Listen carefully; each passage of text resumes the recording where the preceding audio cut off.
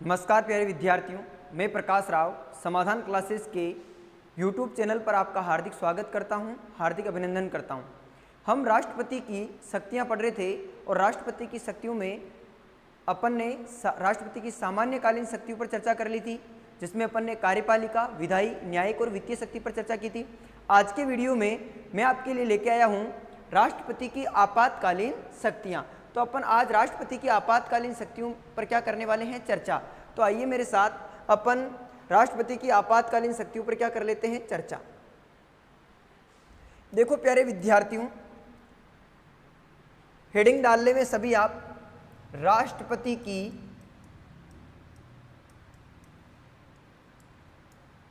आपातकालीन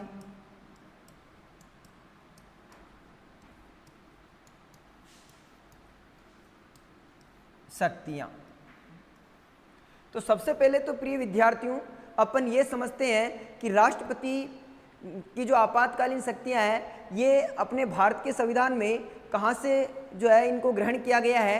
तो अगर अपन बात करें तो भारतीय संविधान में इनको कहाँ से लिया गया है, तो जर्मनी से लिया गया है। कहाँ से ग्रहण किया गया है, जर्मनी से। तो ये प्रश्न भी बनता है कि राष्ट्रपति की आपातकालीन शक्तियों का प्रावधान अपने संविधान में कहां से किया गया है, तो जर्मनी के संविधान से लिया गया है। अगर अपन आगे बात करें तो भारतीय संविधान में राष्ट्रपति की आपातकालीन शक्तियों का जो है वर्णन वो किस भाग में है, तो भाग 18, संविधान का भाग 18 में जो है राष्ट्रपति की आपातकालीन शक्तियों का वर्णन है।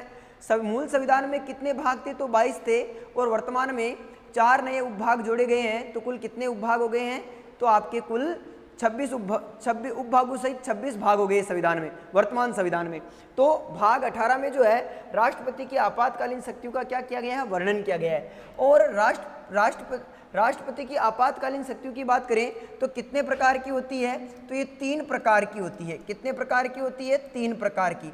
कौन कौन सी होती है, तो एक तो होती है राष्ट्रीय आपात। एक तो कौन सी होती है, राष्ट्रीय आपात। और राष्ट्रीय आपात का जो वर्णन है वो अनुच्छेद 352 में है। किसमें है, 352 में। और अगर दूसरी आपातकालीन शक्ति की बात करें तो वो होती है राष्ट्रपति शासन। राष्ट्रपति शासन, और इसका वर्णन अनुच्छेद 356 में है। और तीसरा है वित्तीय आपात, यानी वित्तीय आपातकालीन शक्ति, वित्तीय आपात, और ये अनुच्छेद 360 में है। तो इसका मतलब ये हुआ कि राष्ट्रपति की आपातकालीन शक्तियां जो है वो संविधान के भाग 18 के अनुच्छेद 352 से लेकर 360 में जो है इनका क्या किया गया है, वर्णन किया गया है। तो आज अपन सबसे पहले इस वीडियो में बात करने वाले हैं राष्ट्रीय आपात पर, अनुच्छेद 352। तो आइए मेरे साथ इसका आप स्क्रीनशॉट ले लीजिए, तो अपन आगे चलते हैं। तो आपने इसका स्क्रीनशॉट ले लिया होगा प्यारे विद्यार्थियों। अब बात करेंगे अपन पहली आपातकालीन शक्ति राष्ट्रीय आपात पर। राष्ट्रीय आपात पर, राष्ट्रीय आपात। और राष्ट्रीय आपात का वर्णन किस अनुच्छेद में है, अनुच्छेद 352 में जो है इसका क्या है, वर्णन है। अब अपन इस पर आगे चर्चा करेंगे कि राष्ट्रीय आपात कब लगाया जाता है, कैसे लगाया जाता है, क्या इसके आधार होते हैं इसको लगाने के, तो और संपूर्ण भारत में लगाया जा सकता है कि नहीं लगाया जा सकता है, या किसी सेक्टर विशेष में लगाया जाता है। तो सब पर अपन एक एक करके क्या करने वाले हैं, चर्चा। तो देखो अपन बात करें राष्ट्रीय आपात की, तो इसको लगाने के 2 आधार हैं। राष्ट्रीय आपात 2 आधार पर लगाया जाता है। कितने आधार पर, 2 आधार पर लगाया जाता है। कौन कौन से आधार पर, एक तो लगाया जाता है बाहरी आक्रमण के आधार पर। बाहरी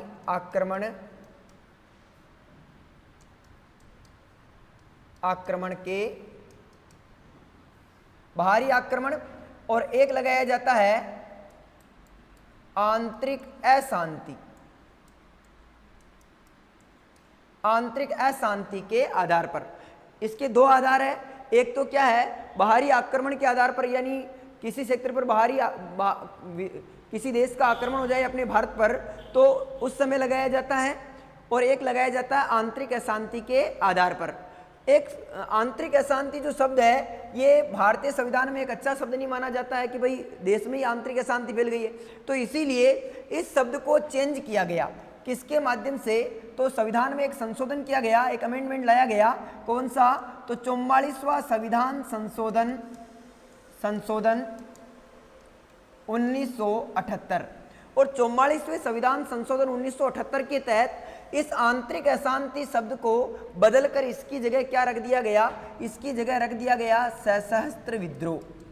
सशस्त्र विद्रोह यानी शस्त्रों के साथ कोई विद्रोह कर दे, हथियारों के साथ, तो उस आधार पर अगर अशांति फैल जाए तो उसके आधार पर जो है क्या लगाया जाता है? आपके राष्ट्रीय आपात लगाया जाता है।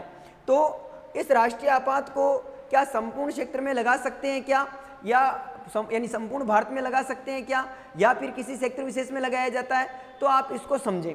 तो ये एक चीज तो यहाँ पर ये समझ ले आपके 44वें संविधान संशोधन 1978 के तहत इसका आंतरिक अशांति शब्द को तो क्या कर दिया गया? हटा दिया गया। और क्या कर दिया गया? सशस्त्र विद्रोह नाम कर दिया गया। अब देखो, अगर अपन बात करें संपूर्ण भारत में भी राष्ट्रीय आपात लगाया जा सकता है और क्षेत्र विशेष में भी लगाया जा सकता है।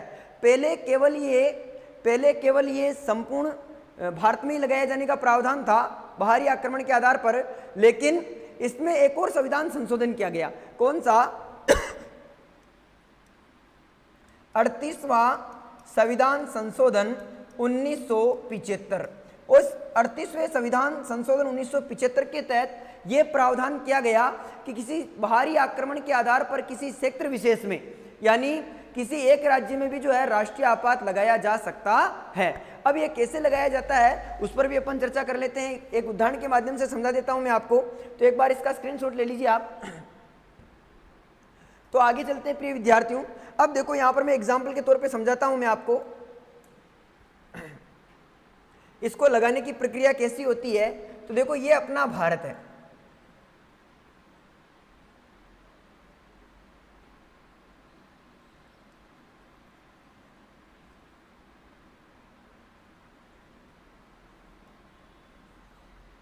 ये अपना भारत है, और यहां पर एक देश है जिसका पड़ोसी देश का नाम है श्रीलंका। क्या नाम है इसका? श्रीलंका। ये श्रीलंका देश है। और अपने भारत के यहां पर एक राज्य है जिसका नाम क्या है? तमिलनाडु। मैं एग्जाम्पल, एक उदाहरण दे रहा हूं आपको, एक उदाहरण दे रहा हूं इसको समझाने का कि भाई बाहरी आक्रमण के आधार पर कैसे लगाया जाता है। इधर मैं लिख देता हूं उदाहरण, बाहरी आक्रमण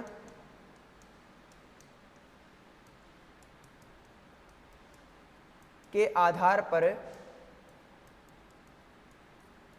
राष्ट्रीय आपात। तो आप समझे इसको। अब किसी सेक्टर विशेष में जैसे राष्ट्रीय आपात कैसे लगेगा? तो ये श्रीलंका देश है, अपना पड़ोसी देश है, और यहां पर ये पड़ता है तमिलनाडु। कौन सा राज्य है? तमिलनाडु। अगर इस श्रीलंका ने अगर इस यहां पर आक्रमण कर दिया तो सबसे पहला राज्य कौन सा आता? भारत का तमिलनाडु, यहां पर दक्षिणी राज्य। तो तमिलनाडु पर एक तरह से आक्रमण कर दिया। तो अब यहां पर क्या होगा? अगर आक्रमण कर दिया तो उसकी जानकारी, इस आक्रमण की जानकारी जो अपना प्रशासनिक अधिकारी होता है राज्य का सबसे बड़ा, जिसका नाम क्या होता है? मुख्य सचिव। क्या होता है? मुख्य सचिव। तो इस मुख्य सचिव को मुख्य सचिव ये जानकारी किसे देगा? मुख्य सचिव ये जानकारी देगा किसे? राज्यपाल को। किसे देगा? राज्य के राज्यपाल को। क्योंकि ये आपने पढ़ा है कि भाई सामान्य काल में मुख्य सचिव मुख्यमंत्री का सलाहकार होता है, लेकिन आपातकाल की स्थिति में मुख्य सचिव राज्यपाल का क्या होता है? सलाहकार होता है। ठीक है।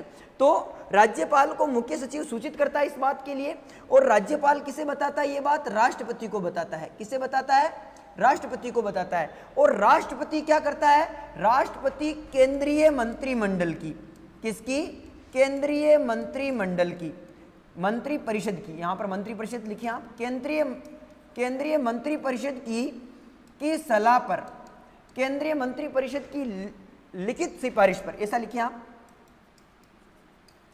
केंद्रीय मंत्रिपरिषद की लिखित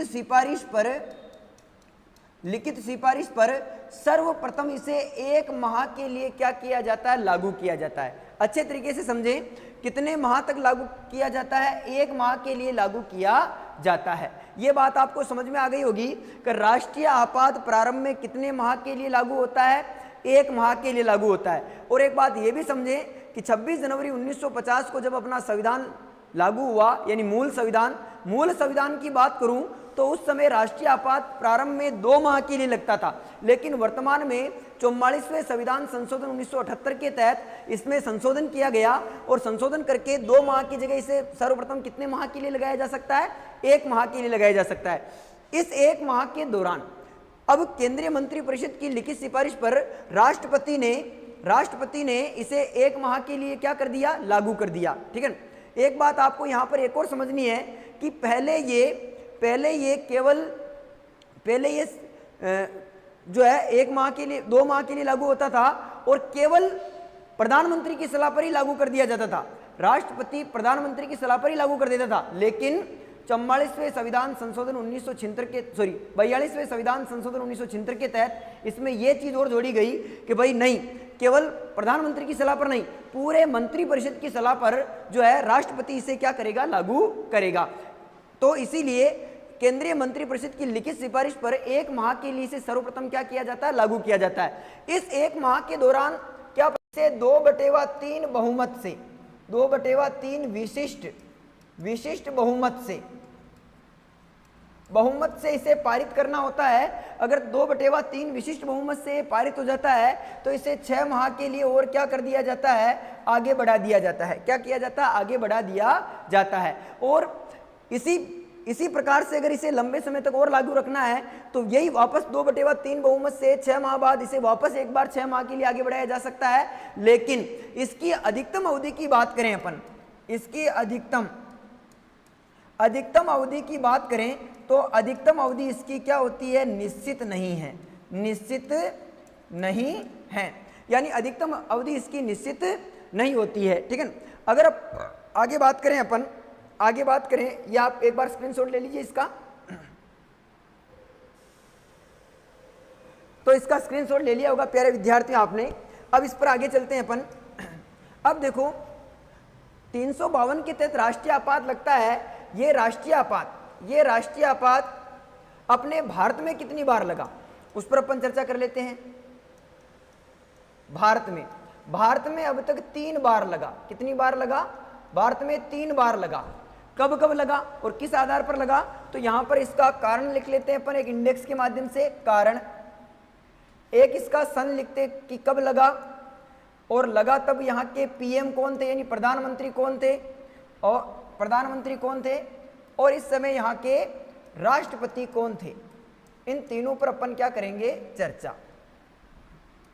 तो आप यहां पर समझें। देखो कारण, पहला कारण था बाहरी आक्रमण। पहला राष्ट्रीय आपात लगा, उसका कारण क्या था? बाहरी आक्रमण। और ये 1962 में, ठीक है, किसने आक्रमण किया था? तो चीन ने आक्रमण किया था भारत पर 1962 में। तब ये राष्ट्रीय आपात लगाया गया था और उस समय अपने भारत के प्रधानमंत्री जवाहरलाल, यानी पहले जब 1962 में राष्ट्रीय आपात लगा था उस समय भारत के प्रधानमंत्री कौन थे? अपने जवाहरलाल नेहरू। और उस समय अगर राष्ट्रपति की बात करें तो राष्ट्रपति कौन थे अपने? तो राष्ट्रपति थे अपने डॉक्टर सर्वपल्ली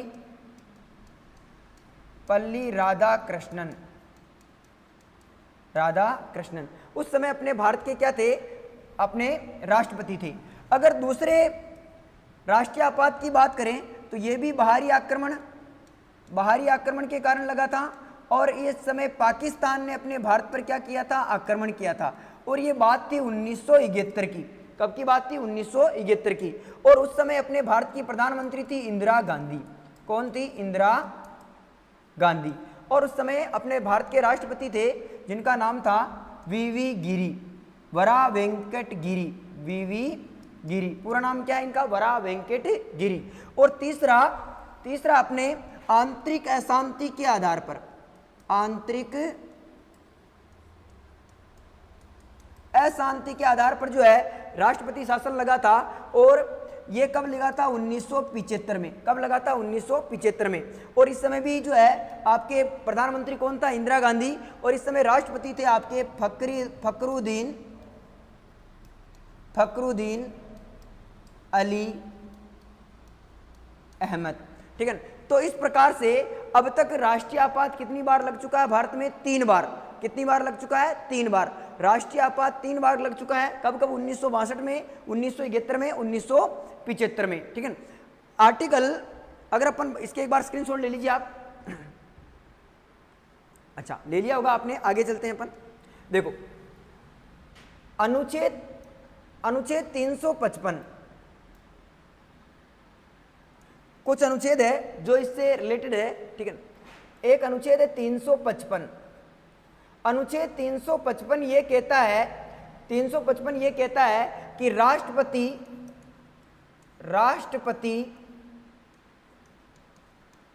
आपातकालीन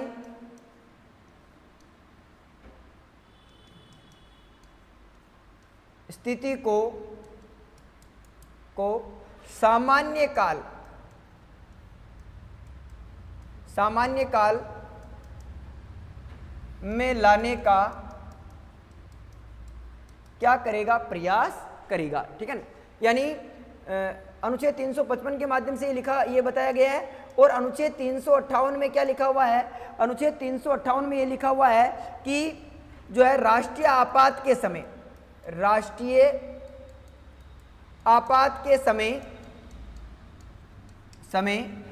अनुच्छेद 19 के उपबंधों का निलंबन होगा।